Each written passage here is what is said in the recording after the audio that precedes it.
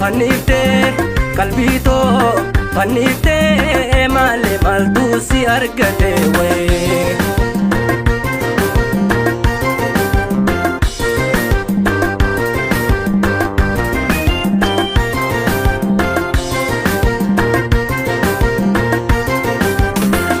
Baluu ani saabaluu waliin jennee osoo waliin barin sinarra seeqaa olte jettee na shoorarkeessite na laaffate onneen didee osoon deessu jaalala onnee toqabsiifte belbela na tolte haasawaa haala bifaa fi unqaa kan kee jaala arrawana michoytuun hin gala iftaan hin deebi'ee silaala. Deema haftee narraa abdii tomaa na dhorkite mala.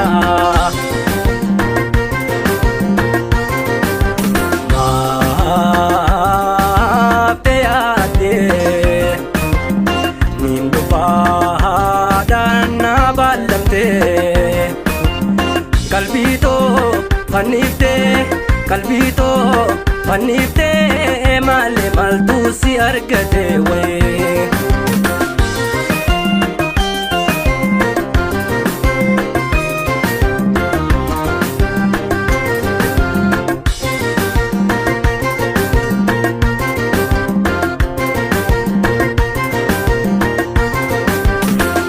Duraatti yoon sin jaallesin jee soba seeta jeeti malee na dhiifte deemuun kenna naasisee numaan obsee osoo na garaa malee wayitiin gaafas mannaa nu taate haasawa keenya murtii kutte sa'a guyyaanis fagaate guyyaan beellamaa sunna dheerate guyyaa lubbuun too hamuutte seeggate hamuun amma chooyte.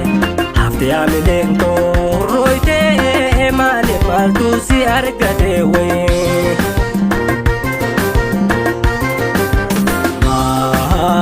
Maaftee yaadee niin dhufaadhaan na baallamtee qalbiitoo fanniftee qalbiitoo fanniftee malee maaltu si argate wayii.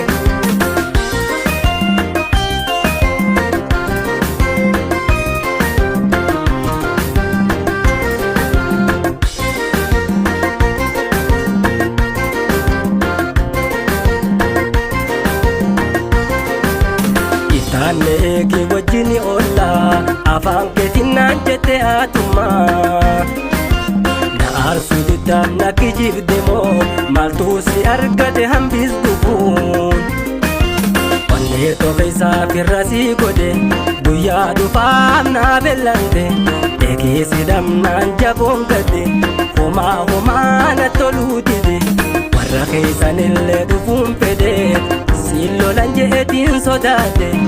Diigamtu na darbitee malee maaltu si argate wayii.